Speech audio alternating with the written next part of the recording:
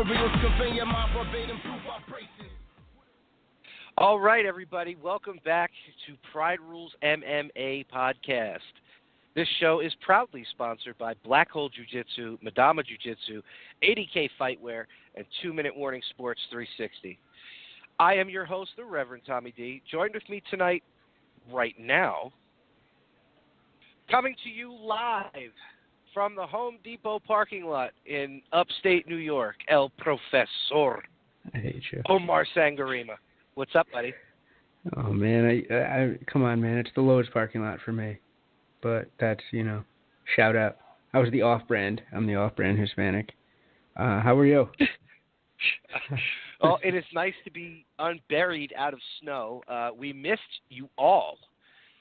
Sorry that we did not have a show for you this week, but, there's other things that pay the Reverend's bills other than podcasting. And, yeah, it was a tough one, dude. I'm exhausted. I'm living off nothing but black coffee and water, pretty much. How have you been, brother? Oh, man. I discovered that they put Monster in coffee now, and they sell it at gas stations. So I'm with you on that. It's pretty crazy. I think I might be addicted, but so that helps out. Keeps me awake. Keeps me going. Yeah, it sure does. Well, I mean, we might be joined by Chris tonight. Tonight is the reason why we are on Sunday rather than Monday, because Chris was not going to be able to do the show. So he switched it to a time he couldn't cover. Like that's what I love. Yeah. So hopefully, El Flama Blanco will be able to join us sometime soon. So Omar, let's jump into a little bit. I've been thinking about that all week. I don't know why. Yes. I just want to, like, the Flama Blanco. Like, the way you say it. Because Eastbound and Down was one of the best shows on HBO ever. That's why. Sorry about that. Yeah. Well, some of the stuff that I wanted to get into on Monday night, Fight Night 127, it happened, and, I mean, there were some pretty good fights on there, honestly. A lot of finishes. But the one thing that I wanted to talk about is Verdum done, because he looked like above sea level Kane in his fight against Volkov. What do you think, Omar? I think he had some bad kangaroo meat when he was over there beating bitches up with Boomerang. So I think it all stems back to just being exposed to Colby Covington, just breathing the same air, being next to that and fucking queef. But I don't know, man. Father Time taps on everybody's shoulder, and sometimes it's all of a sudden or seemingly all of a sudden. But what would have happened, man, if this guy hadn't just run at our boy Stipe Miocic? And, like you look back at pivotal moments in this dude's career, and you're just like, ooh, would this have all changed? But he looked terrible a couple weeks ago. Looked awful.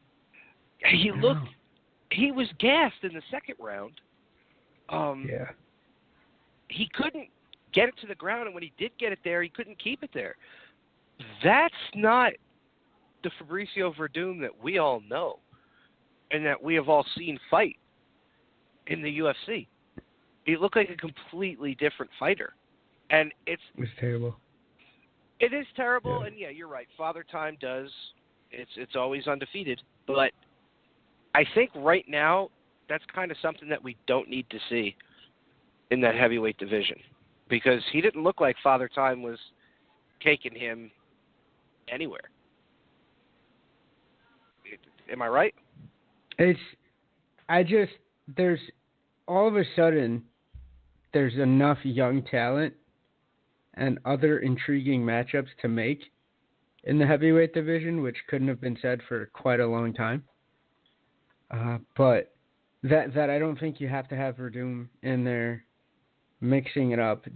How long ago was his last fight? Was it a case of he just rushed into this? He needs to make that paycheck, or I don't know. Well, his last fight was, I don't even think he got touched. So what happened then? Like bad camp? Was the trip bad? Wasn't it? Maybe it was overseas. What Yeah, it was, wasn't it? It was over. Yeah, but I don't know. I don't know, man. Like that just didn't. That didn't look like Bad Verdun. chili. That it really didn't. Bad fish and chips. You know. That's what I'm gonna go with. Is he Maybe. had some bad fish and chips. I don't know. Maybe. I mean, because Yeah. like we said, Liam he looked McGarry. pretty goddamn. He looked lethargic. He looked terrible, dude. He looked like he almost didn't want to be there, and then his body just said, "Fuck it, I'm out." And that's not taking anything away from his opponent, but in a way it is. I feel like if Vintage Verdum shows up, that's a round or two of work, and it's over. If you had asked me to put money on this fight, I'm glad I didn't, because I would have bet the farm on Verdum. I would have lost. He just looked bad. He just looked terrible. I'm pretty sure everybody was leaning that way. You know what I mean? Because they're talking about how he had the belt not that long ago. He wins this fight, I mean? He's lined up for another title shot, even though it's against some weird competition, just with the streak. He's in there. Or he's in there for a number one contender elimination match, I guess. If well, he that wins would have been, yeah. this past one. Yeah. For sure. Yeah, he's done. For sure. So, I don't know. I mean, I don't even know where Volkov goes from here.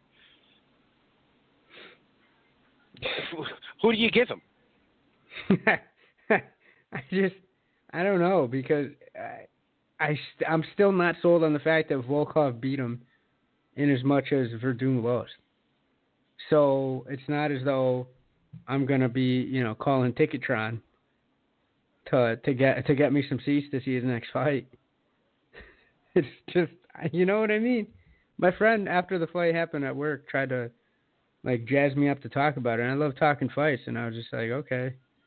And he's like, wow, man, looking for Doom. And I'm like, yeah, Verdum laid an egg on Fight Pass, and Father Time's not his biggest ally. What the fuck are you gonna do? I'm not excited to see Volkov fight anybody. Are you? No, not really. I mean, it was impressive for him to do what he did, but was it me, or did Verdum look a little out of shape and flabby? And that's was it only me? because he's no. I think you were right. I don't think. Did he overlook Volkov? Was he looking past him? Did he not take him seriously enough? I don't know what the hell went on. But whatever was done in the preparation to this fight needs to never be repeated again if you're in Verdum's camp.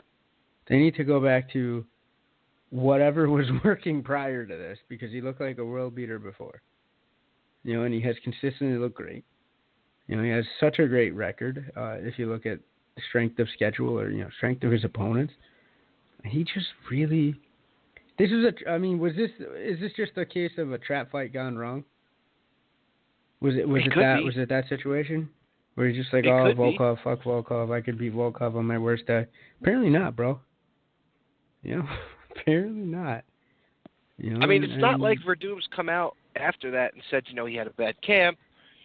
Maybe he's just keeping his mouth shut and just taking the losses it is. No, that's when you pay somebody. You pay somebody $1,000 to tweet, or you rent some Russian bots to tweet about how you had an undisclosed injury. You got to sway public opinion here, because other than that, it's the speculation that we're having. Is he old? Did he look past him?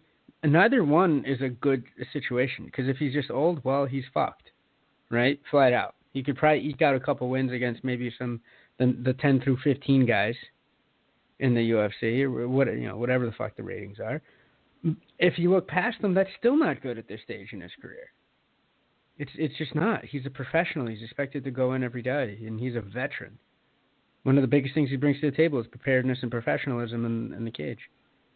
So is he looking past people? No, he shouldn't. Either one of those things does not portend well for this man's career. And it's wide open. Heavyweight's wide open, though. That's what you see. That's the thing. I know every division in the UFC is tough, but I feel like the heavyweight division is one of those divisions where none of these guys are going to look past anybody, because they're big enough where it only takes one punch. You know what I mean? That's all it takes. These guys are 240 plus. That's all you need is one. Euphemistically and And, and literally, I like that. Way to go, Tommy. You're starting out strong with the puns. I like that. The guys at heavyweight are big enough where you can't overlook anybody. Oh, you don't? You really can't. I completely agree. It's like I Chris wanted was my saying, audience. and it's the truth. Yeah. These scrambles is usually when you see these guys get their brain rocked. You know what I mean? A failed takedown, they scramble to get back up, an uppercut or a hook later, and they're looking up at the lights. You know what I mean? Didn't Travis Brown knock somebody out with an elbow, a downward elbow, off of like a half takedown? Was that Barnett, where he gave him the business? I can't remember Travis Brown's last win. Sorry. It was forever ago. Now I mention him and I'm picturing his little wee-wee in a banana hammock. That's the image I'll have of it. So I did it to myself. But in one fight, it was off of like a weird scramble. He got pressed against the cage. I really feel it was Josh Barnett. Barnett had like a 1/4 sunken double leg, right? His hands weren't joined together. He's still trying to wrestle the guy down. Pressed him up against the cage, and Travis Brown just brought a couple of elbows down on Barnett's head. And Barnett was done. Weird, crazy scramble. Any other weight class without that type of leverage and heft behind those shots, who knows what could have happened? Maybe Barnett finishes the takedown if they're welterweights, and we have an exciting fight. So you're right. Yeah, you can't overlook anybody. We'll see. We'll see what news comes about that. But Omar, I wanted to talk to you about this one situation, and it was like all over social media from Justin Ledet, actually, because he was talking about this a lot because he's been going through a lot of back and forth stuff with the UFC and getting him a fight and stuff like that. Jack Marshman was pulled from Fight Night 127. He was supposed to be fighting Brad Scott, and he was pulled 2 days before the fight because of his concerns over the weight cut. So Brad Scott kind of bugged out because he didn't get his payday. And, he's saying how he's going to have to work a regular job now. He owes a lot of money. So the UFC gave him $10,000. They gave him something. Now, that's cool. That's awesome. I think that's something that the UFC should do. But I don't want to sound like a dick, but it's not uncommon that something like this happens and the fighter doesn't get paid. I mean, we've seen it with Chael Sonnen and John Jones. When John Jones would not fight Chael Sonnen on short notice, they scrapped that entire card. So nobody got paid. Everybody that was in a fight camp did not get paid. Again, it's cool. The UFC broke them off, $10,000, which is awesome. But what about these other guys that don't get that luxury? How fair is that, Omar? Right? It's ridiculous. You want these guys to act like professionals. You want these guys to put it all on the line. Every event, every card. You want exciting fights, and then you make a lot of their pay pretty much completely arbitrary. You go to the bonus structure, even when they do fight. You're doing a good thing where you're trying to incentivize performance. So hey, yeah, you're gonna get, if you put on a crazy scrap, you might have $50,000 waiting in the bank. That's great. That's awesome. But what's $50,000? To quote Chasey, what's $50,000 to a nigga like fucking Dana White, who's sitting on $400 million, and he can't, you can't up that to 100, or you can't at least have guaranteed money for everybody that goes to the camp, and it shouldn't be an aberration that this dude got paid for his prep, but that's a rarity. We're lauding that because it's a step in the right direction, but it's still ridiculous. This guy, okay, how long was the camp? Let's just say, 8 weeks, 6 weeks, right? Let's just say that. So you have a 6-week period, an 8-week period where he's putting out money. to get ready for this fight. If he's doing the right thing, which it sounds like it was, even if we want to say take it at 75% of what he's crying about, right? Let's just say, just for the sake of argument, it was not as bad as he says it was, whatever. Even at, you take a little bit away from the story, he's putting out a lot of cash to get ready for this fight, which he should, because it could potentially lead to big things. It's his career. He's investing in himself, et cetera, et cetera. And all he's got to show for it over 6 weeks is $10,000, right? Over 8 weeks is $10,000, and that might sound like crazy money to you or I, right? $5,000 a month wouldn't be too bad, for some people. A lot of people would be like, yeah, pay me, $5,000 a month. But what if then you only have 2 fights that year? What happens then? The pay structure for the UFC for some of these guys is abysmal. And it's abysmal in relation to how much they get from what the card generates or what the business generates. It's ridiculous. So no, I don't think it was enough. I think it was a great gesture, but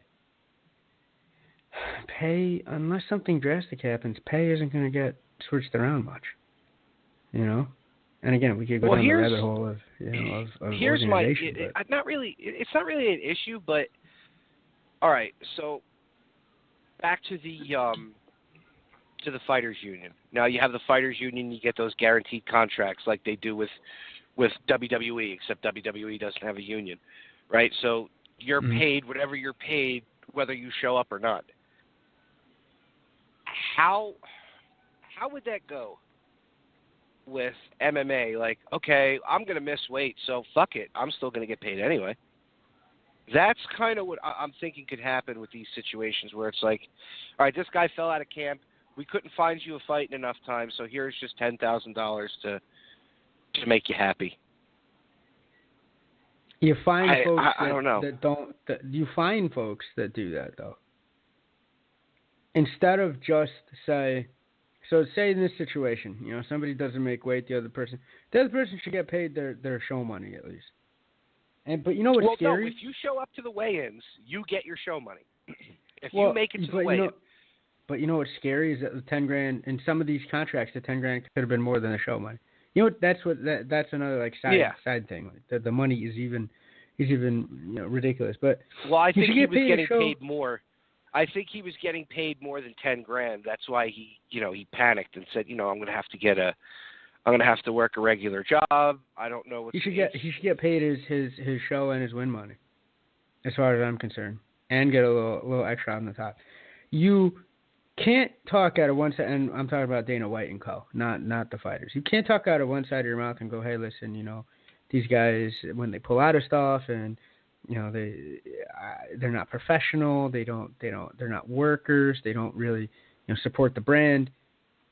You can't do that out of one side of your mouth and then out the other side of your mouth go, well, here's $10,000, mazel tov. I know you could have really used that win bonus that you were going to try to generate. And here you go. On top of the fact that they've already stamped down a lot of the side avenues for cash with this whole Reebok deal. Like, it's been all steadily working towards fucking the fighter over, and it's still, yes, it's easy to then discuss, hey, but the top guys make XYZ money, and it's easy to control a workforce when you have that as a possibility. Because then, of course, everybody's going to go, oh, wow, I'm going to be Conor McGregor one day. Then you get people trying to even emulate his style because that's what gets paid, and that's a different story.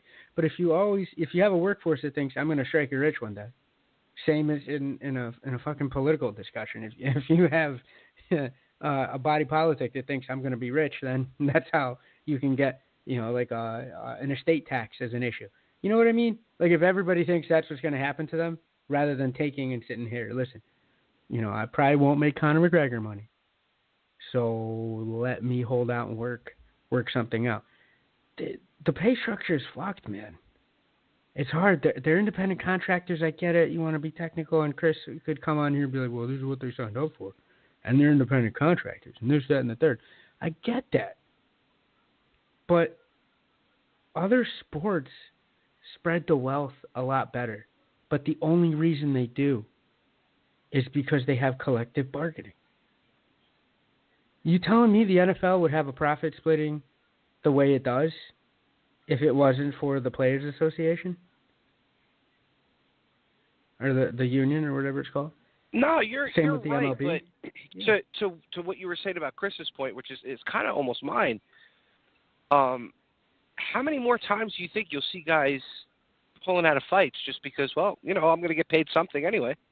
No, you then fine them. If you have a situation where, you get like a Johnny. Well, I just hate Johnny Hendricks, right? So maybe this is going to show a little bit of personal bias. But if you got a fucking Johnny Hendricks coming in and being a fat ass all the time, then you need to not just not pay him. You need to take money out of his ass, and his ass is getting bigger, so he has a lot more money to pay.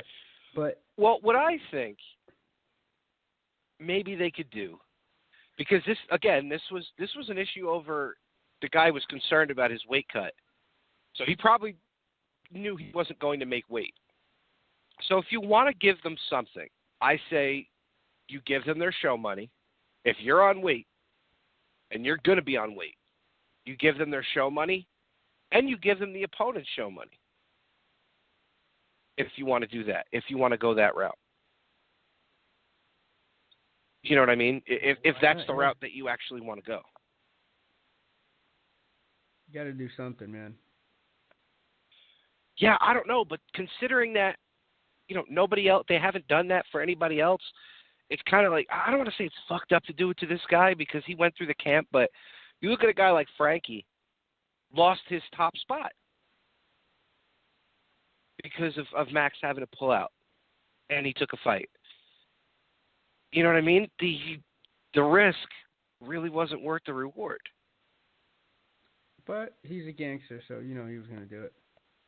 Yeah, he's a gangster, but maybe if the UFC had offered him money, he wouldn't have done it.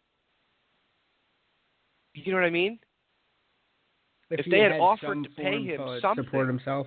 I got you. Okay. Yeah. Yeah. If they had offered him something, maybe he wouldn't have done it. I don't know. I really don't know. It's just one of those things that's weird, dude. You know what I mean? You're almost like, yay, good. They gave you something for it, but then you hear them still, I'm in debt, I'm in this. It's like, well, kind of not their problem that you're in debt. You know what I'm saying? Well, like they're not. I'm never going to side. I'm never going to side on management side of things. I'm just not. I'm trying not to either. Normally I don't, but it's just a weird situation. When you look at cards that have been canceled because the main card, was off, or the main event was off, none of those guys got paid. None of those guys got a fucking thing. What, when John Jones took a shit and fucking ran away? Yeah, the Chael Sonnen thing. That's what I'm talking about. When he wouldn't fight Chael on short notice. That whole fucking card got scrapped. Nobody got paid. Piece of shit. Don't you think that those guys on the undercard who aren't getting paid what the guys on the main card are getting, don't you think that the money that they were getting paid they could have used? I'm sure they needed it. More than John Jones did. Because John Jones was just going to spend it on cocaine. So. Yeah. I mean, if they're going to do that, then they should have a plan going forward for fights that get canceled. And if it's, for an injury, you can't help that. That I get. But if it's a problem because of a weight cut, I think, like you said, they should be fined. For sure. They should be fined. Absolutely. Injuries, that's a little tough. Like, how do you blame a guy for getting an injury? Yeah, and that's a different story. But you got to get, like, some sort of disincentive. You know what I mean? Yeah. To this weight cutting bullshit. Like, be a pro. You know what I'm saying? Yeah, I don't know. I mean, I wish Chris was here to get another view on it too. But I think if you're going to do it for one guy, you got to do it for everybody. If you're 2 days out, and I think there should be a limit on that. Obviously, if it's the week of the fight, and it's a situation like that where, okay, well, we're almost here. I'm going to get paid. I want to get paid. I want to fight. The fight gets canceled. All right, so the guy who's not missing weight or hurt, maybe you break him off something, like we said. If they're going to do that going forward, I think that would be better, more well received than just giving it to one guy who needs the money, because there's over 500 fighters in the UFC. I'm pretty sure most of them, except for the top guys, need the money.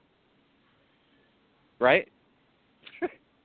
I think I want to say 99% of the fighters need the money, and that's what's crazy. Yeah. Right. You got like 2 Richard Bransons at the top of the pay scale, and then everybody else is fucking working on Spirit Airlines. Okay. It's just tough, bro. But meanwhile, you got everybody else making cash on the deal. You know, I don't think John Anik's hurting for cash. He's doing okay. No, I don't think so either. He probably has. I think Jimmy Smith. He probably has coin. full medical and everything. That's what I'm saying. The whole employees, everybody, the whole machine around the people that make it actually happen are doing better off than the labor that's providing the spectacle, which oils the machine. You know, as this conversation goes on, I'm going to sound more and more like a communist. So maybe we want to move. We want to move off the topic. You know, the owners of the means of production have an unequal share in the fruits of labor. No, but it's the truth. You know, I think Joe Rogan probably makes more than a shit ton of the fighters on the roster combined, right? I guarantee you he does. I could see him making more than like the lower 20% combined. Yeah, you could be right. Nuts. I mean, I don't know. I'm sure he makes a fucking fuck ton from being on the road and his podcast. So maybe he doesn't get crazy paid from the UFC, since he's not doing as many events anymore. You know what I mean? but I think his deal got renegotiated to the point where he does less events and he probably gets paid more, and he's on a year-by-year basis. He's not stupid. No. So he can either cut and run or get paid more. So he's the Brock Lesnar of the MMA analyst world. But deservedly so, and with less weird tattoos. He has more, but they're not as bad as that cock in between his tatas.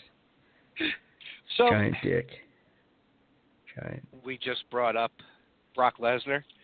And, this is an interesting time for Francis Ngannou, because people thought he was going to take a little bit more time off. And, he's back in the gym, and he's gotten into a Twitter war with Derek Lewis, which, I don't give Derek Lewis a shot in that fight. Not one. I don't give him a chance. What? Against? I don't give Derek Lewis a chance. The Francis Ngannou, I don't give him a shot. Come out of here. No way. Come on. Anybody that you actually think Derek Lewis would beat 100%. Ngannou? Yes. Absolutely. You're fucking crazy. Absolutely. Well, that I am. But yes, he absolutely beats. He absolutely beats our boy. He can wrestle. Why? Because he can wrestle. Please. He has serviceable wrestling. That's all it takes. Right? I'm serious. Yo, he saved drowning victims from floods and shit. All right? And that's why I like Derek Lewis, but against Ngannou, I don't think he's got a prayer. Ngannou I don't. sucks. He sucks. Get out of here. He was exposed. I think Ngannou sleeps him. You're crazy. No, I think he's... Come on. I don't think Derek Lewis... I do not think Derek Lewis is ridiculous enough to be like, I'm going to trade shots with this guy.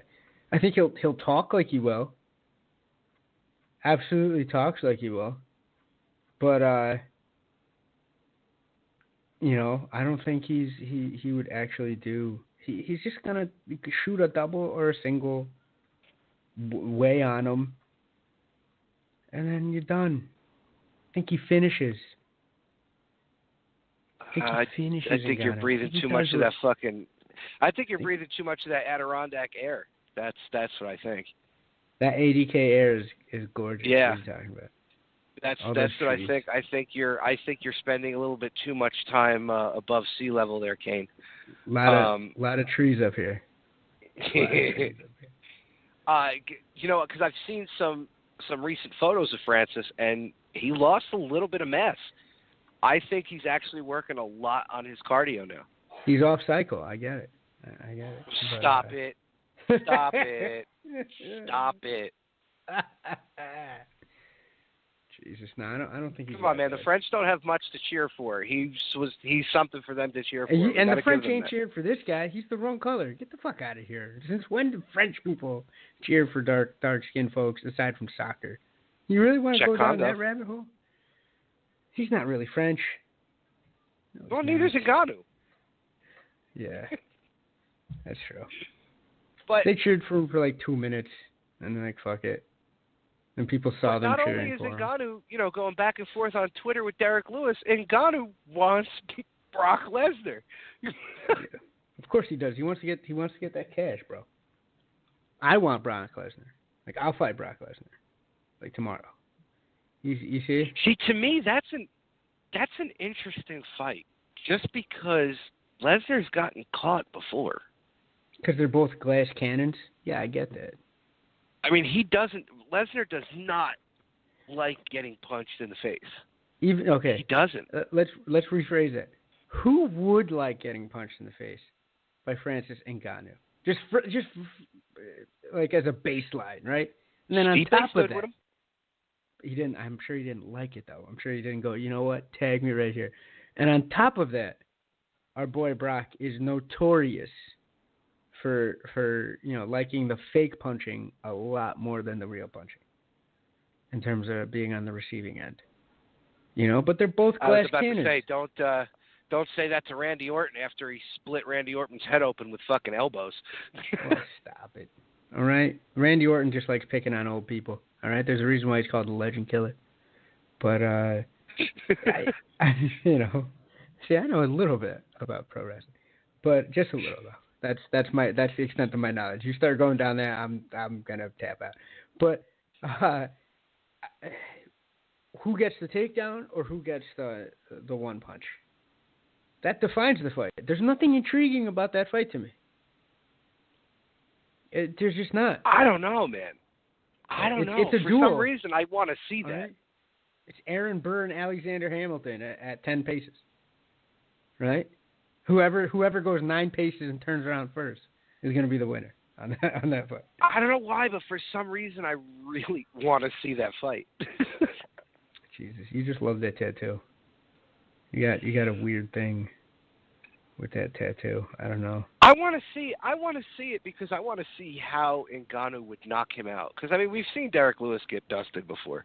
We've seen that, but I know we've seen it with Brock. But with Ngannou, it's just his knockouts are different. His knockouts are scarier, right? Like what he did to Overeem. Like that was scary. Overeem's still not well. I have yet to see Overeem actually talk after that. I think his jaw doesn't do stuff. Yeah, they got to do something with Ngannou. They got to give him a name. They have to, because he could still be a shining star in that division. I have not jumped off the Ngannou train. I am not Brendan Schaub. That's not me. I don't just jump off a train because a guy loses. I don't. Were you fully on there though? I was before. Yep. See, I wasn't. I don't know. I really wasn't. I thought Miocic was gonna do what he. I didn't think he was gonna do what he did, but I thought he was gonna grind out a decision. I didn't think he was gonna ragdoll my man. I called it. I said that was exactly what he was gonna do. He was gonna take it to a 5-round decision, and he was gonna out wrestle him. So, but even after all that, you still think that somebody with semi-decent takedowns is not exactly what the doctor ordered? No, because Stipe has world-class boxing on top of that. You know what I mean? Underestimating the Black Beast, all right? And I don't want to bring up racial issues, but I'm just going to leave it at that. All right? Resident David Because the Duke. Black Beast will gas out before Ngannou does. Are you kidding me? Come on. I'm not kidding you. No. Look, dude, you got to think about who we're talking about here. You're saying that he has wrestling, okay, but if Ngannou does even stop one or two takedowns, because he was doing fairly well with Stipe until he finally got him down, but he was, I'm not going to say stuffing him, but he wasn't going down so easy. Lewis is going to get tired. That man carries a lot of weight with him. Stipe is only 240-something pounds and in shape. As awesome as Derek Lewis is, he's a shape. Not in shape. Come on. I don't know, man. He saved people's lives, all right? He did. In the Great Flood. He did, and I love that.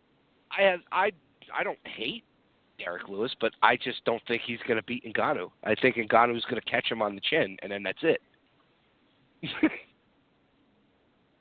Yeah. But with Lesnar, that guy's in shape and gigantic and fast. You can't say he's not fast. Who, Brock? He hits those takedowns. Oh, yeah. Yeah, Brock. Shit, yeah. You know, he hits those takedowns quick. So I would give Brock more of a shot with Ngannou in the takedown department more than I do with Derek Lewis. I get that, but in a weird way, I still think that Derek Lewis has a better chin than Brock Lesnar. So, is it 6 on one hand and a half dozen on the other? Like, Brock did weather that storm from Shane Carwin. Nah, he did. The referee won that fight. Stop it. The referee won that fight for. The ref was gonna let Brock Lesnar die before calling that fight. Any other situation that's not that particular, like, Dana White's got some favorites, and one of them is not Shane Carwin. Let's just put it out there. Poor bastard would have won any other heavyweight fight that should have gotten called. So I don't want to hear about. He got knocked out, resuscitated, and knocked out and resuscitated again from those lunch boxes hitting the side of his head. Don't try to we got him. Still won, and still won with a friggin' arm triangle.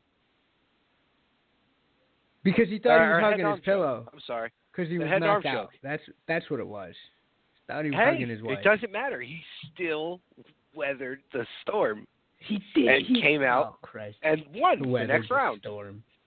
Weathered the storm. We had 3 out-of-body experiences during that fight. Don't talk to me about weathering the storm. All right? Weathering the storm is, it's a whole different animal. And then, like, was Yamasaki the ref during that fight? Probably was. It was it was Eve Levine or somebody. It's just somebody completely sadistic. Just likes to watch people die. Johnny Cash was the fucking referee for that fight. Right? And the fight was happening in Reno. All right? And he just let it happen just to see a man die. Like, let's be fucking clear about one goddamn thing in that fight. It wasn't our boy's chin. Okay? Because he lost that fight 3 times before he came back to win it. Okay, come on. You saw the same fight I did. All right? Even while it was happening, the two of us at different times, we didn't even know each other back then, but we probably had a mind meld at that point. We were both going, wow. Any other situation, this fight gets called. Be serious. But he still won. Yeah, because but it wasn't his chin. It wasn't his fucking chin that won the fight, dude. Anyway, I think he gets hit with one of those by Ngannou. And he goes straight flatline. And his body somehow still turns purple. Somehow. And he might die. They're both getting on in years. I'm telling you, like this, he might not. But you know what? We're talking about, we're talking about the UFC making money and needing ratings. That would probably, well, I mean, we all know this. It would quadruple what him and Stipe did. Oh, Brock Lesnar is. I one of the things, is it too late to make a 2018 prediction? Because I guarantee Brock Lesnar is going to fight in the UFC this year. Well, I mean, without a I shadow said of a that doubt. too. I Yeah, said that right? too.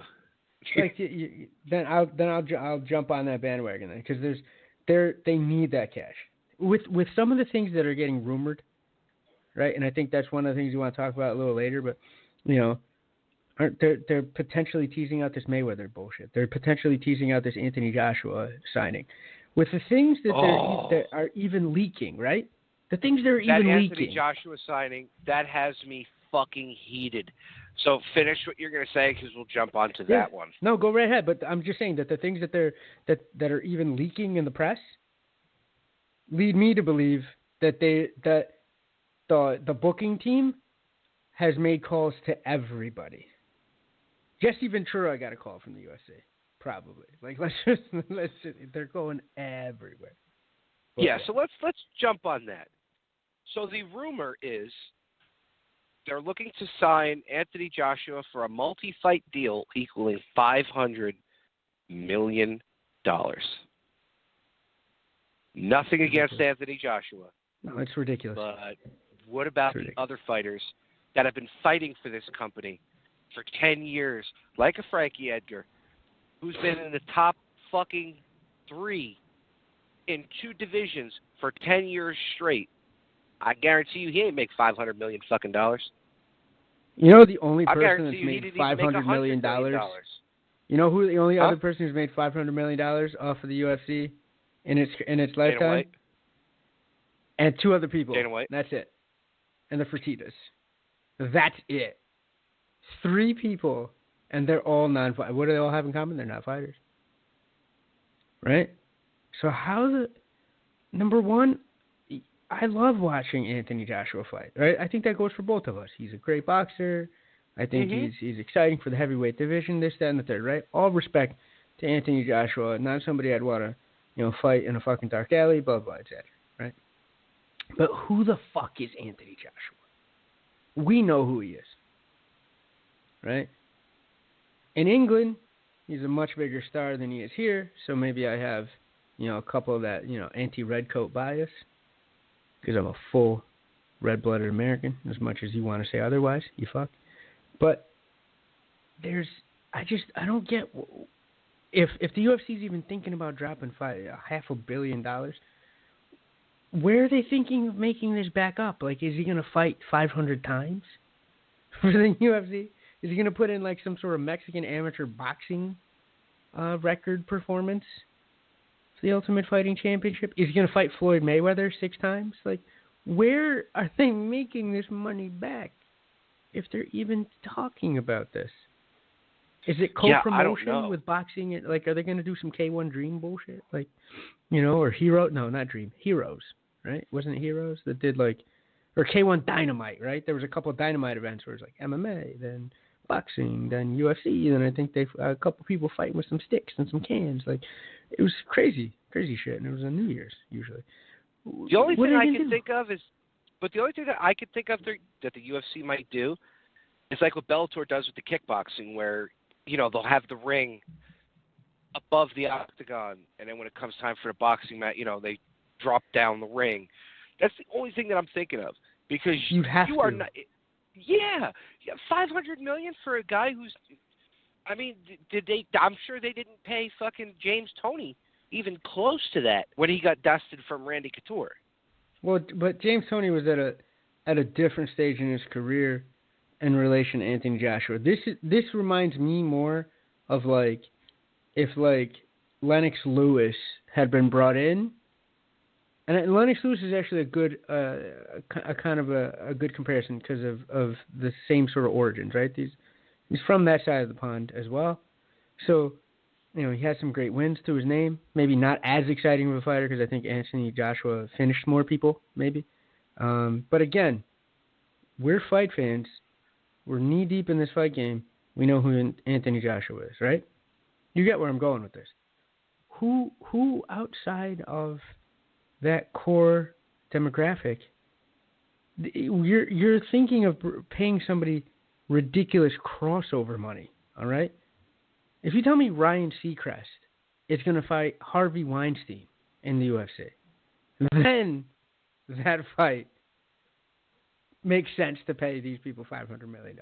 I wouldn't want to see Harvey Weinstein make a dime, right? But if you do like some Me Too cross promotion, then you're gonna generate enough eyeballs on this, right? You have Mick Jagger fight Ringo Starr, $500 million.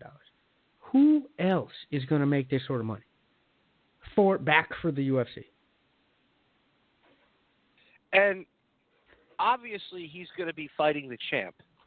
So as long as Stipe beats Cormier, which I think he will, I do think he's going to beat Daniel. But you're going to have Joshua fight Stipe. What if Stipe does to him what he did to Ngannou?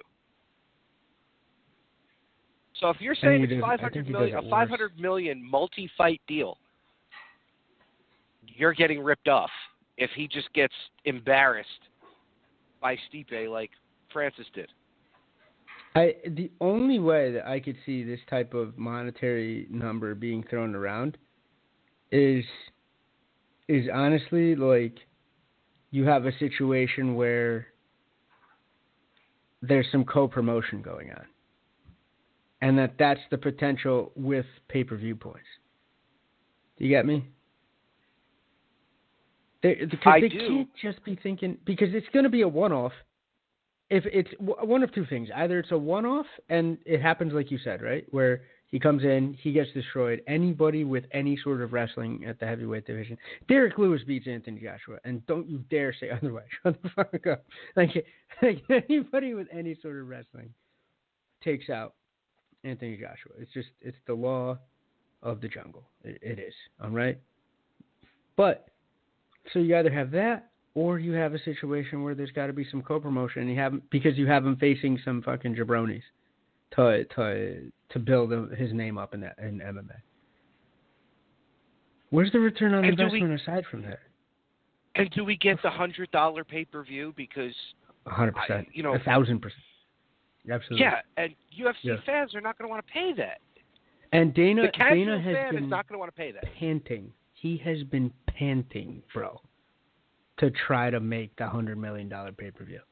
He's gotten promotional blue balls for not being able to have WME sign off on that before this. But it's one of these crazy stunt matches that I brought up that I've been hearing rumors about, right? Either Floyd comes in, or CM Punk fights a bear, or some other crazy bullshit, just something to get eyeballs. One of these things is going to eventually, he's going to pull the trigger and go, you know what? My fan base is strong. I want to hit that same triple-digit marker that boxing has been able to hit. Because Dana's crazy, Dana's this, Dana's that, but he's always got that competitive streak. And you and I both know that it bothers him that there's been a few now, right? I think there's been like 3 that I can remember off the top of my head, $100 pay-per-views that have been boxing. And it's got to bother Dana to no end. So you're absolutely right. He brings in Anthony Joshua. It might even be north of $100. And that's insane. That's unless you put like a fucking UFC 100 level card on the undercard of whatever boxing sideshow that you put at the top. The only way I think that would work is if it's Anthony Joshua and Floyd in the same night. And I hate even fucking saying Floyd's name in this because he's 40, and I don't care how much he works with Tyron Woodley. I don't care how much he works with Woodley. He's too old to learn these new tricks and be effective in the UFC. I'm gonna let you in on a little secret. I suck at takedowns. I guarantee you that whatever level Floyd's gonna get to, I could take Floyd Mayweather down. And I suck at takedowns.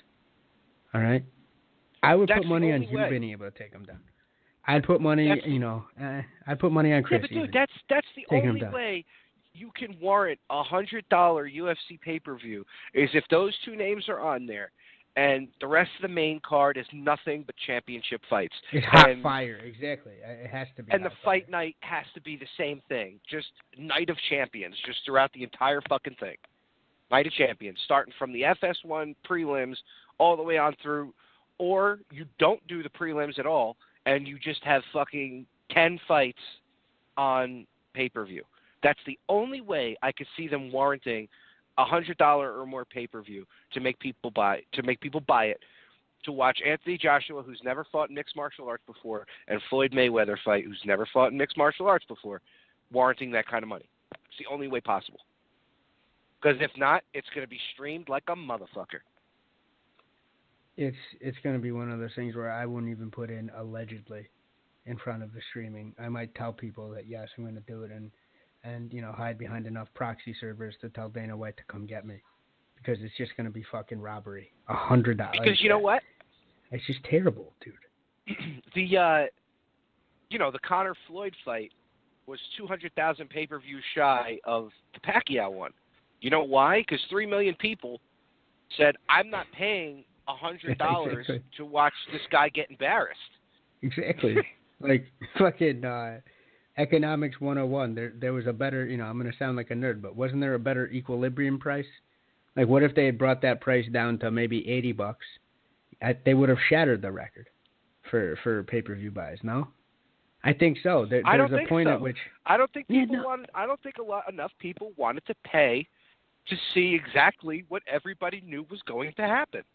But I'm saying that if they hadn't been that money hungry, they could have coaxed a couple more people to buy. I mean, maybe you could be right. I mean, hindsight is 20/20. You could be right. But with MMA, dude, come on. $100. Like I said, you can't have a prelim. If you want to have the FS1 prelim, it needs to be what would have been on Fight Pass. That's your prelim then. If it was going to be on Fight Pass, you do that, and then the pay-per-view just full of championship fights. Exactly. You're absolutely right. I completely agree. You need to just raise the level of every tier in that presentation for that evening if you want to be able to get $100 out of your run-of-the-mill folks. You know what I'm saying? Yeah. I mean, I did that video with Tommy Rush from the Standing 8 count when we were talking about, Floyd Mayweather coming over. And Tommy and I both, we said the same thing. Like, Floyd is such an egomaniac. There's no way possible. He's putting himself in a situation where he's going to get embarrassed. Because I think a low-level amateur beats him. The Cyborg beats him. I'm not even trying to be a shithead here. Like, a hot take. Gun to your head. Kids college fund on the line. MMA match. Cyborg or Floyd? Oh, Cyborg's way too powerful. Okay, yeah. I was going to say, come up with some weird fucking, Muay Baran rules. No, MMA rules. Yeah, right? Exactly. So... Because just like I was saying with Tommy, what's Floyd's go-to when he's boxing? He throws a couple punches, which, he's fast as fuck. But when his opponent tries to start getting his timing, starts to get a rhythm, what does he do? He clinches. He runs away. Go ahead. Clinch me. Please. Clinch me. Go ahead. This is one of those things where I defer to Joe Rogan. He hits the nail on the head. The best pure strikers that have the crossover success in MMA are which ones? The Ernesto Hoost, or the Peter Ertzes, or the Crow Cops, right? And what's the difference in style? The one snipe bomb power. Well, yeah, the grappling for sure.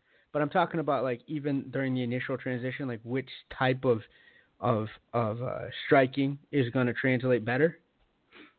It's not going to be the guys that piece you up. It's going to be the guys that have sleep dust in every part of their body that hits you. And does Floyd have that? No. And with smaller gloves?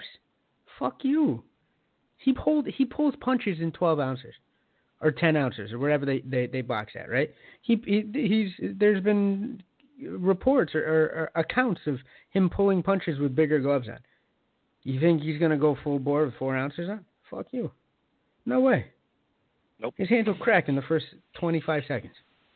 Yeah. And how's So- he going to defend himself from a head kick? He's never had one of those thrown at him before. He's gonna get KO'd. And this is all hype. And you know what? And Tyron is getting paid a fat guap of money. There's an envelope that's addressed to Mr. T. Wood every so often in order to have him corroborate the story. And Floyd is, he's a coral belt in promotion. As much as I hate to say it, right? Jiu-Jitsu heads will get that. And the ultimate black belt's the coral belt, right? Or is it the red and white belt? It's up there. So he's doing everything he needs to do to keep his name in everybody's mouth. He's figuring out some sort of co-promotional deal. He's going to get paid. But this is is my theory. This is my theory on it, and I said this with Tommy when we were doing the video. I have a feeling this whole thing honestly is a promotional gear towards the money team, because I think the money team is going to start dabbling in MMA. Good call. Yes, you're spot on. Well, here's why. When I heard that, I was here's like, why. my man. Because of was it DeAndre Davis, or whatever his name is? The guy that missed weight on the Conor Floyd fight. He's talking about coming in and he wants to fight MMA, and Floyd's bitching that this guy needs a contract. So I think this is all because of that. Wanting to get the money team, wanting to get a foot in the door in the UFC, get the money team in there. And I think they're going to bring Tyron over as a coach to coach the grappling aspect of it. That's what I think is going to happen. And good for Tyron. I think this is all because of. Good for Tyron. Well, yeah, of course, because he's going to get paid. That's great for him. But, as far as seeing Floyd coming in there at 40, and he's saying his wrestling is a 7 out of what, 100? Dude. Because it ain't a 7 out of 10. That's an insult. It sounds to me like the fucking Uncle Rico of wrestling. You know the reference, right? Like, man. Yeah. I used to be able to wrestle them boys clear across them mountains. You know what I'm saying? Like, what the fuck? There's no way. There's no way.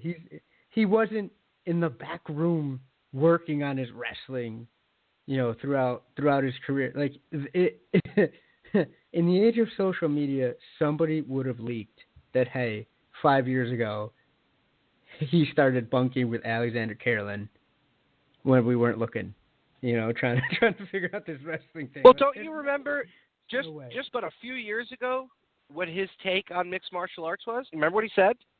I'm not going to repeat it because I think my mom is listening. But go ahead. Mixed martial arts is a sport for white boys who can't box. Oh, I thought you were going to go. Yeah, okay. It's true. Now, all of a sudden. That's what he said. That's what he wants to be a mixed martial artist? It's where the money is, man. It's Is it, though? Is it? Well, it's where the money is for him. Because you know what? Promotionally, his brand is like fucking Procter & Gamble at this point. And go with me here on a quick little thought experiment, I promise. He's already the master producer of widgets, right? Now he needs to diversify. Widgets, great fucking reference to back to school. Right? Great fucking reference. There you go. I'm so glad you picked up on it. But, I'm such a nerd. For all of you out there who don't know what a widget is, it is something that is made in Fantasyland. Exactly. So he needs to find another market. And what's the perfect market that he can pivot to where his entire, promotional machine works, right? Like, if he got, he can get into unfortunately, he got his first diversification that I've heard of that did really well was that strip club because, hey, man, he's a connoisseur of strip clubs, so he knows how to run one, I guess. Okay, whatever. But, in terms of the official if you own a strip club and you don't make money, that's because you're hiring girls that have visible herpes on their mouth. If you there's what's the great saying is that the only people that are bad at selling pussy, booze, and drugs is the government. That's the only people that are able to fuck that up. Anyway, but his promotional savvy is perfectly tuned for 2 arenas, maybe 3 if you want to get crazy with some Muay Thai action, right? But it's boxing and and now MMA. It's a perfect pivot, bro. So I think you're spot on. This might just be a big smoke show to keep his brand in the limelight so that he can push his stable of fighters. And not for nothing, this ties back into what we were talking about at the top of the show. With a power player like that coming in, it very well could be something that tips the balance of power in that ecosystem. We might start seeing everybody get paid a little more. You think so? You think he could be a force for good after all? Well, it's either going to be him or Joshua, because there's no dollar sign on what they're thinking about paying Floyd, but there's a dollar sign that was on it for Joshua. For Floyd, it'll be a partnership. There's no dollar sign, I think, that Floyd even want, because if it was just another duffel bag of cash, he could go out and make that in a boxing match with anybody. Right? Anybody. Yeah. Like, say, I know the weights are a little wonky, but the winner of Triple G and Canelo. Well, isn't that off for a while? Canelo's suspended. Maybe. Is it officially suspended because of the test? Or is That's it like what I read. Squinty potentially suspended? Well, that's unfortunate. But I'm just saying, he could fight anybody around his weight and make a shit ton of cash. So if it was just like a cash grab, I think he wants to expand a brand. He wants to expand an empire. He needs something that's going to keep paying him so he can pay off tax money down the road. These one and dones aren't gonna do it, especially with the way he spends. So I think he's looking at not just being a player, but owning a team at this point. And good for him, I think. Yeah, I mean, I guess we'll see. It's just a stupid circus that too many people are buying into. I know we said that about the Conor thing, because I did not think that was going to happen, but that was more realistic than Floyd coming into the UFC at 40. The boxing match seemed way more realistic than this, and that's a stretch coming from me because I said the boxing match was not going to fucking happen. And not because Conor couldn't box. I didn't think that the money was going to line up right. I thought there were too many fingers in the pie, and I didn't think the money was going to line up. But it did, because it's boxing, and it's not unheard of to have, Floyd making $400 million. That's not unheard of. No, but for exactly. MMA, yeah, it's unheard of because nobody's done it. If anybody could, Floyd could. Yeah, but before Conor came along, I think GSP was was the highest paid guy. And he was criminally because of all underpaid. the other avenues that he had. You know what I mean? And he was still and he still remains criminally underpaid. And I think you'll agree with that. Like, come on. Who? GSP? Oh yeah. He's still, compared to what he makes him. Compared to what he. Well, yeah, but he was the spokesperson for Under Armour. Like he was making the most out of everybody. You know what I mean? Before Conor had come along. So I guess we'll see. I don't know. I'm not excited for Floyd if it does happen. I'm not excited to see who he's going to fight. I for goddamn sure will not pay $100 to watch him fight in the cage or Anthony Joshua fight in the cage. That's not a price point that's not gearing to me. I don't think that's gearing towards a casual fan either. No, it's gearing towards spectacle folks. That when you make it an event, that's what I think they're trying to cut into. You know what I mean? Where they're like, hey yo, it's the thing to do. I mean, I remember watching the Floyd Pacquiao fight when it finally happened at like an old boss of mine's house who I didn't know really watched boxing, but he invited me because it was the thing. And maybe probably because I talked up the fight, I was excited about it because, I'm a combat fight guy, so are you. But it was like a random person's house. Like it was just a thing. It was a cultural event. And it was 10 years so I think too that's late.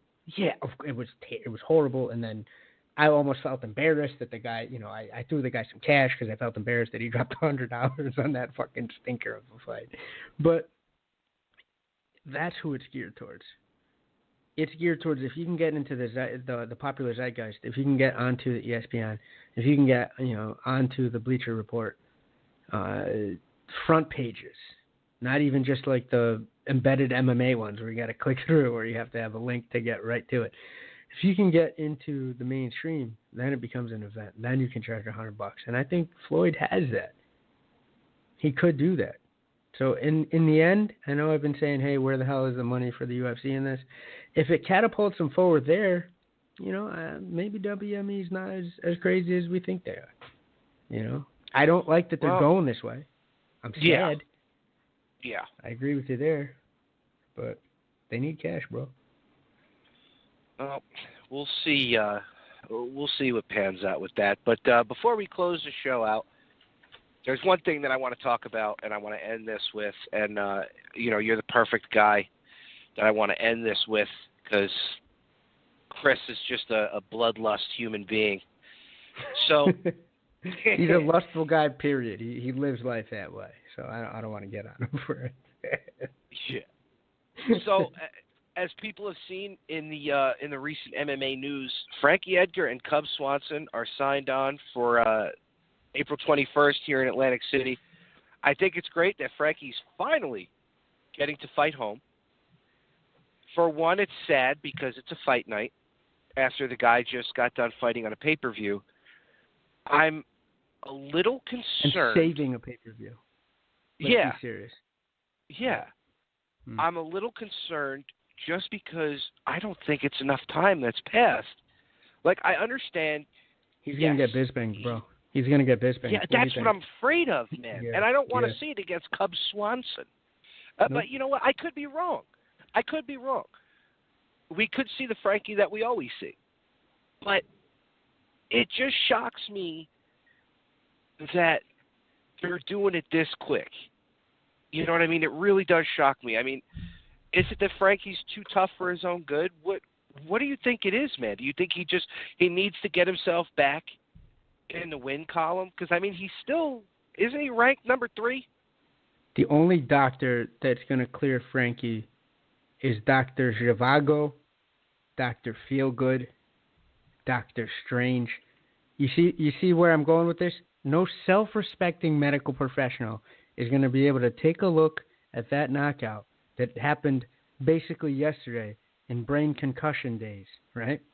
And then clear that man to not only fight April 21st, but if he's fighting April 21st, you know what that means, Tommy, my friend?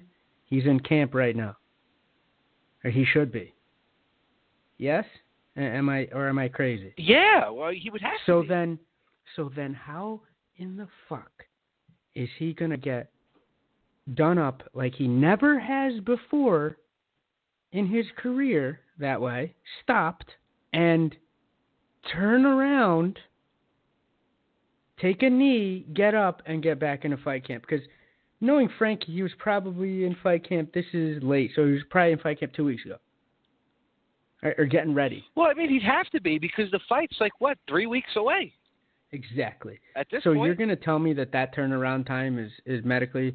Whoever's medically clearing this guy needs to have his license revoked and his dick kicked in. There's nobody should be having this happen.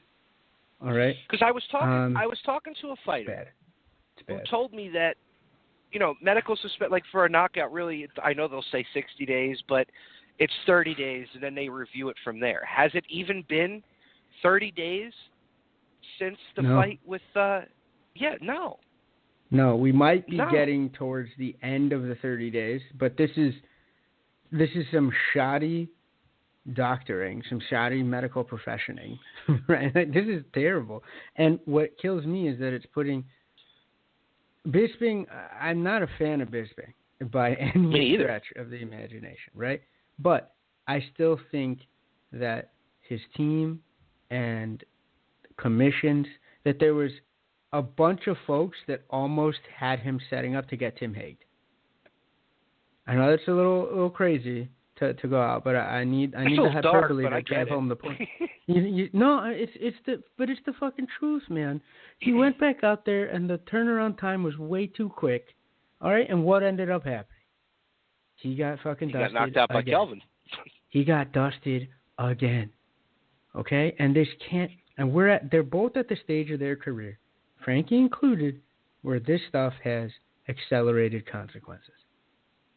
It just is. I love the guy to death. He's had wars in the back in the day, with his with the type of a fighter that he is.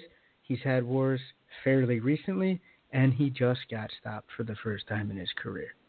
All right, whoever's clearing him to fight medically should be slapped in the mouth. There's just no way. I don't care. And if you show me MRIs, if you show me this, that, and whatever, I won't give a shit. All right? This fight shouldn't be happening on medical grounds. And I get it. Frankie's a warrior. He's a gangster. He probably would have fought somebody the afternoon on Sunday after that, because wasn't he back to tweeting like, hey, thank you. He was back on Twitter like the next day sometime saying, I think it was Monday, yeah. Okay, but Monday. He's classy as fuck, though, right? And well put together and showing he's a champion and whatnot. Okay, so then let me push it out. He would have fought somebody that Tuesday. He's nuts that way, all right? But there's got to be other people, and I know this camp is extended teammates of yours, but somebody's got to be in this man's ear telling him, yo, pump the brakes. Come on, man.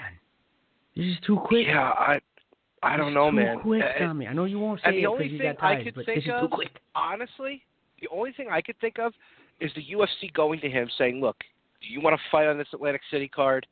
It needs it. I mean, yeah, the main event is fucking amazing with Edson Barboza against Kevin Lee, which I don't want to pat myself on the back, but I'm gonna. I called the winner or the loser of Khabib and Barboza probably fighting Kevin Lee. Mm-hmm. I called that. Yeah, no, you and did. I know mean, that that's a great main event for a fight night. That's a great main event. They didn't have much of an undercard for that, and now you got Frankie and Cub Swanson, which is probably the co-main event. So is this the UFC's way of we need to get more ratings? And if it is, I'm just shocked. I'm not shocked that Frankie signed on to do it because the guy's a fucking animal, like you said. I'm shocked the UFC's actually letting him do it. That's what I'm shocked by. What do you think? I want him to be okay. I want him to be fine going into the fight. I want him to have a great fight.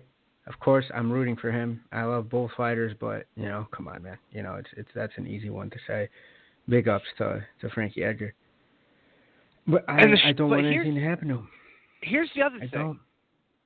They took Cub Swanson out of the rankings. Everybody had assumed Cub was gone. They took him out of the rankings, and then all of a sudden, Frankie's fighting Cub. Weird. Fucking strange. You knew that, right? They took Cub Swanson out of the rankings? Well, yeah, but I mean, I don't know, dude. I'm still hung up on the fact that somebody's letting. There's a breakdown of stewardship going on here. Something's not right. Unless the only other thing that you can really tell me, and we saw it, but the only out that anybody has to justify this fight to me is that, he wasn't hurt that badly during the knockout. That's kind of what well, look, you knew my thought process as after it happened and stuff like that, and mm-hmm. I think that the second hammer fist had woke Frankie up, but he was out. Mm. He was out. I mean, maybe it's because he didn't take a beating. It was kind of a one-shot deal. I mean, he's getting cleared. He's cleared.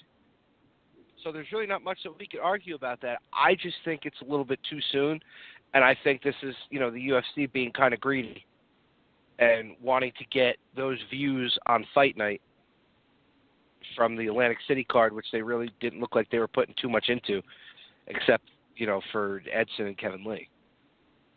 I don't know any other exciting fights that are going to be on that card other than Frankie. He wants to fight at home. I think a lot of this is also Frankie probably being like, yo, I want to fight at home. I'm torn because I'd want him to be healthy. I want him to be healthier, a little further removed from the first stoppage of his career, and still get the opportunity to fight in Atlantic City. He should. Anytime the UFC comes to freaking Jersey, he should be the mayor and have first dibs on whatever he wants to do, including having a cooking segment in between fights. Whatever the fuck Frankie wants to do on a card. I remember. That's in fucking it's funny that you mentioned that because I remember when he was being slated to fight BJ Penn the first time for the belt. Mm-hmm. He was given an option. He could fight in Jersey because they had a Prudential Center card coming up, and it wouldn't be for the belt, or he could fight BJ in Abu Dhabi for the belt. Yeah. That was the ultimatum that he was given. So it's either you fight at home because you never get to fight at home, or you could fight in Abu Dhabi for the belt. Now, why the BJ Penn fight couldn't have been in Abu Dhabi, I don't know. Or, couldn't have been in New Jersey, I don't know. What would have sold me was the fact that it was at the Ferrari Museum or whatever. Like, that was what would have switched to me. Because wasn't it in Abu Dhabi at, it was like the Ferrari Center? And I guess. I don't know. Yeah, no. If you look this up, it's an obscure thing, but it always stuck with me because it's like, it's the United Arab Emirates money, where their Six Flags is actually just a Ferrari museum. That's an Italian-made car. An Italian-made car has a museum in fucking Abu Dhabi. It does. It's crazy. Or it's an amusement park of some sort, and the rides are all like Ferrari stuff. Like, it's crazy. But yeah, that would have pushed me. But it just shocks me that he was never given another fight in New Jersey when they've come back. He wasn't on the John Jones card when John Jones won the belt at the Prudential Center. He wasn't on that card. It's insane. He wasn't on any other New Jersey cards. He has not fought in Jersey since his first fight in Newark. Isn't that nuts? It's silly is what it is. Like I said, the dude should be the mayor. Anything that happens in Jersey, all right? I just hate that it's this soon. I'm nervous because I don't want to see it again. You know what I mean? And no offense to Cub Swanson, but I don't want to see it come from Cub Swanson. Oh, this will absolutely positively rejuvenate Cub Swanson's career if he pulls out a victory. And you and I both know in our heart of hearts, they'll never give Frankie a decent fight again after this. UFC's always looking to bury your boy. Tell me I'm wrong. All right? I don't think you are. They're always looking to bury him. All right? So if he loses 2 in a row, and God forbid it's in AC and he gets stopped again, they're gonna make him the janitor or some bullshit. Not the Vladimir Matyashenko type of janitor where you at least you have fights every so often, like the bad type of janitor. They don't have respect for the guy as it is. He gives them an inch of room to try to fuck with him. I think the UFC is gonna try to shit on him. I hate to say especially against Cub, because they were just going to let Cub go. They were just going to let him go. One day he's off the rankings, the next day he's back to number 4. Yeah. Which tells me that the contract negotiations were pretty contentious. That's all that tells me right there. There was you said a word earlier that I think strikes perfectly. There were probably some ultimatums delivered on both sides of the contract negotiation there. Yeah. Because if you get your shit taken off the rankings and then suddenly not only are you back on, but you're cracking the top 5, not that it's undeserved, but it's a little bit schizophrenic. Well, he's ranked higher than Jeremy Stevens. I'm not a Jeremy Stevens fan, so I'm not really crying. I'm not either. Crying tears. I'm not crying tears for Argentina on that one. All right, I'm really he's not. He's ranked higher than Jeremy Stevens, and somehow Jose Aldo's ranked number 2. Jose Aldo has naked photos of Dana White somewhere. I'm telling you, he's got something. Dana White and Andre Pedernales, or what the? Oh, Andre Pedernales. Pedernales. They're doing blow together somewhere, and Jose Aldo's got footage. I'm dead serious. There's something going on. He loves him. And that's the other fight they're talking about. That Aldo camp. versus Swanson. Jesus Christ. Or not Swanson. Aldo versus Stevens. That's true. I was going to say, if you give it Aldo versus Swanson, I think you'd have to put a step stool in order for Aldo to do that double knee again. You know, he's getting to that age. And it ain't I don't know. It's just weird, man. it's just... I remember when we talked about this, I had said that this, the Frankie and Ortega fight is just like it was with the lightweight division with Edson Barbosa and Khabib. That was setting up the entire fucking division, and it's just, I don't know. I don't know how it's going to go. I mean, I really don't. If Frankie beats Cub, okay, who do you give Frankie next then? The winner of Cub Swanson, or not, I keep saying Cub Swanson, the winner of Jeremy Stevens, Jose Aldo. If Jose Aldo beats him, they're not going to do Aldo Frankie 3. They're not going to do it. They're going to give him Floyd Mayweather. I would love to see that. Something. Oh my God, would I love to see that? I would love to see that. Just Frankie power doubling him.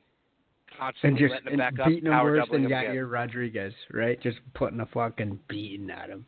It's absolutely, giving him that Lexington steel jackhammer. Y'all know what I'm talking about. That's what I'm saying. Fuck out of here. He would fold him up like a chair, all right, and get him in that weird tripod position, and just fucking pound him, all right? I know I'm getting graphic, but it's after 10:30. It's all good. Yeah, it's just, I don't know, man. I wish it wasn't so soon. I mean, I'm excited to see Frankie get back in there again, but because we've never seen him get knocked out before, is that button going to be easier to get pressed now, or is he just a cardio machine that I mean, look, Ortega's a big fucking dude. No, but that's Ortega's another thing. Ortega's a big dude. You hit it on the head. Is it going to be like a situation where it was for Chuck Liddell, where after the floodgates opened, we saw steadily progressive chinniness? I don't want to see that. No. And because it's almost like they're setting him up for it. Because if it happens again so soon, not only are they going to give him shit on contract negotiations and he's going to have a lot less leverage in terms of negotiating things that he wants for even, in contract fights, but that's going to take years off of his career. Whatever he has left, it's going to shave off a huge portion of that because that chinniness is going to become, the body's not going to remember how to not be chinny after that. Remember what happened with Liddell? He got hit once, the bell rung twice, then suddenly shots that would have never phased, this guy's iron chin started dropping him. I don't want to see I'm that. hoping that the UFC gives him the pat on the back if he does beat Cub, which I think he can beat Cub, for sure. He's done it already. I think he can beat Cub. I'm hoping that the UFC says, you know what, man, you put it on the line when you didn't have to. If the winner of Max Holloway and Ortega is yours. That's what I'm hoping that they do. As long as he comes out victorious against Cub Swanson. In a perfect world, that's what they should do. Because I don't care, Jeremy Stevens is beating Doohoo Choi and Josh Emmett. Those aren't, I don't know how Josh Emmett was like number 4 on the rankings list. Because he was on TV. Yeah, I guess. That's it. I guess. I'm ranked number 6, I don't know, actually. Because I'm gonna be on a undercard. You know what I'm saying? Like that's really what it is. I'm a nobody. I'm not saying Emmett doesn't deserve it, but like this ranking system is ridiculous. You know? Yeah, it really is, man. Yeah. It really is, because Frankie's already beaten Stevens. Stevens threw the best that he had at him, and Frankie beat him. Yeah. You know, and crazy. I remember that fight. Yeah. And I remember how he handled Cub Swanson. Right? I mean, he got him with a head kick, and that was it. But we both love him. And you know, I hope this is not going to kill you on loyalty points here, but wasn't it still like, whoa, a little surprising, a little impressive? The type of shellacking that he gave him? Because from the jump, he had his number. I thought it would be more competitive when they first fought. I thought Frankie was going to win, but at the point in their both careers, I thought Cub was going to give him more of a run for his money. And he just didn't. He just got fucking done up. Well, no, I was talking about the Stevens fight. Oh, Jesus. Okay, I'm sorry. I thought you were talking about when Stevens got him with that kick to the jaw, and then Frankie just worked him. Yeah. I hate the fact that Jeremy Stevens is still relevant. That's how much I hate the guy. I know. I'm telling you, bro. I hate the fucking. I know. It's just bad. Somebody beat the shit out of him already. Somebody run him over with a car. Just do something, man. You know, I can keep him out of the public eye. I don't know, man. It just it makes me nervous that this fight is this soon. It really does. Bro, it's too soon. Let's be honest. It's too soon. You know, and again, we're having a 3-round fight. So you know they're going to go after it in that first round. Because like Frankie said, you need that first round so you're not using the next 2 rounds to come back. And I think that's kind of what was the issue with the Ortega fight, like I said. Frankie got a little too aggressive and stayed inside a little bit too long. Now, I know Ortega's a giant human being for the 145 division. He's huge. I don't know if Cub has that kind of power. You're right.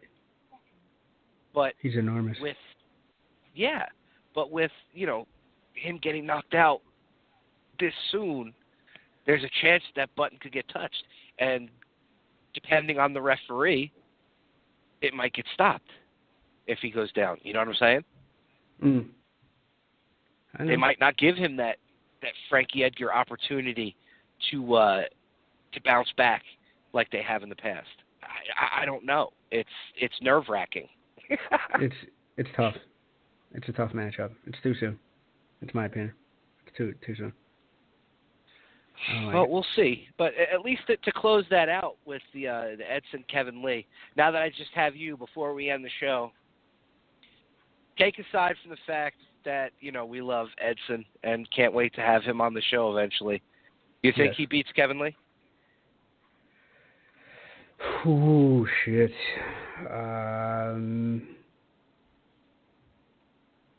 Maybe. That's the best I can do. I know I'm straddling the line here, and even in the Bible they say the lukewarm, I will spit them from my mouth. But it's tough because everybody talks about how good Edson's takedown defense is, but what I saw with Kevin Lee versus Tony Ferguson with staff was impressive as all fuck to me. So if he plays it safe, I think he can just ground Barbosa. He can try. I think it'll be a lot more active than it was against Khabib, than I think Barbosa against Khabib, because I don't think Kevin Lee can do what Khabib does to anybody. I don't think it's on that level. But at the same time, I don't think Edson's pulling a Francis Ngannou and not studying up on his wrestling. You get me? I think he's learning from his mistakes. He always comes back. Even between fights that he wins, he comes back and he's got nuances. With this situation, because, Frankie and Frankie has said, like you just pointed out, they have trouble taking Barbosa down. Khabib is a whole nother fucking animal. Yeah. He is a whole He's other a once animal. in a generation type of grappler. I feel, at least. You know, we won't see too many Khabibs, you know, for in our lifetimes, I think. I just don't. No. No, it's No, crazy. and I mean we'll see what happens with that. I look forward to next week's episode to where we can actually talk about that upcoming pay-per-view. But I think with this, Edson's going to light up Kevin Lee's legs, which he was starting to do with Khabib, but just didn't have the opportunity because Khabib was just rushing forward at him. You know, I think Edson will be able to stuff more of Kevin Lee's takedowns. I think Edson's going to come out and win this fight. I think it's going to be a decision. I don't think it's going to be a knockout. But I'm going with our boy Edson. What about you? Same. I think it's going to be a close fight. It's going to be very, very back and forth. Where have we figured out where Kevin Lee's training out of now? I didn't do my homework there, but have you? I don't even know. What's his new camp? Because I know that he had the his head coach passed tragically, so he had some time to figure out where he's going to train now. I don't think that sort of. Yeah, I mean, probably a great place. You know, Kevin Lee's a hot commodity, but end of the day, I think Edson finds a way to win. I do. Well, I'm sure Chris will probably be picking the same thing. Is it a 3-rounder or a 5-rounder? 5-rounder. They're the main event. 5-rounder. Then I think even goes more towards Barbosa because of what you said, the leg kicks. 5 rounds of trying to stand up with that son of a bitch hitting you. Even if, say, for the first 2 rounds, he only gets, let's be very conservative, Tommy, and he only gets maybe 3. And then he gets put on his back for, even let's say 3 rounds, right? So he gets 3 kicks a round, and he gets put on his back for 3 rounds. Rounds 4 and 5 are going to be hellacious because that's 9 leg kicks from the most devastating leg kicker in the game right now. That can change the course of a fight in rounds 4 and 5. I think so too, man. Yeah. I'm excited to get into that more when that fight's getting closer, which is April 21st, and we can pick apart more of that card once they sign more fights for it. So, buddy, let's close this bad bitch out. It's very weird doing this on a Sunday night. Even though we changed the night because Chris needed us to change it, he still did not show up for the show. He's hanging out with those folks that he told us about, I think. Yeah. I think so. He walked out with them. He didn't just walk out. Oh, man. Good Lord. So just quick shout-outs to our sponsors, 80K Fightwear, Black Hole Jiu-Jitsu, Madama Jiu-Jitsu, 2 Minute Warning Sports 360. We will be back next Monday night, and we get to cover UFC 223, which will be in Brooklyn. Apparently, Chris and our old co-host or our old host, Carl Gucci, have spent an absurd amount of money to go and see that. Oh, they both paid tickets to go? Jesus Christ. Yeah. Good God. Yeah. Yeah, Nice Carl Lord. sent me the picture. I will be happy watching that at home. I'll be happy No, watching it at home, and even if I pay full price for it, I'll still be happier watching that shit. Get the fuck out of here. You can't get me to go to Brooklyn. Fuck Brooklyn. No. So next Monday night, we will be breaking down that entire card. It is Easter this weekend, so everybody out there who celebrates Easter, happy Easter. Omar, happy Easter to you, my friend. Happy Easter to you as well, my friend. I will have my collar on, playing Amazing Grace wherever I walk on Easter. I was wondering where that was going. I'm like, yo, you and the missus get into some weird shit on Easter? Like, what the fuck is he talking about? Yes, I give a eulogy before I lay the pipe. That's what I do. Oh, yeah, before you slay that vagina. I see. Respectfully. All due respect. Oh my God. It is way after dark.